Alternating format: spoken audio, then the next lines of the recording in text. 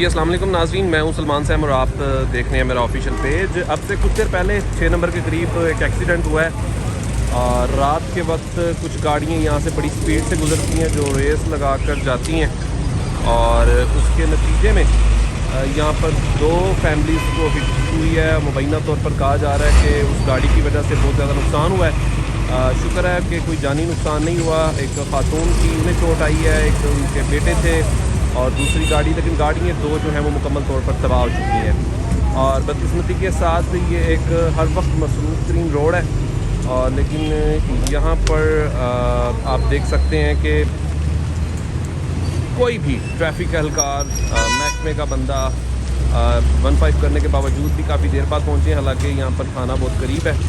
لیکن چلیں، یہ تو ایشوز ہیں پاکستان کے، لیکن یہاں پر ٹریفک کو کنٹرول کرنے کے لیے رات کے وقت جیسے موٹر سائیکل ریسنگ وغیرہ، کاروں کی ریسنگ وغیرہ کی جاتی ہے، ایسا کوئی روک تھام کے لیے انتظام نہیں ہے۔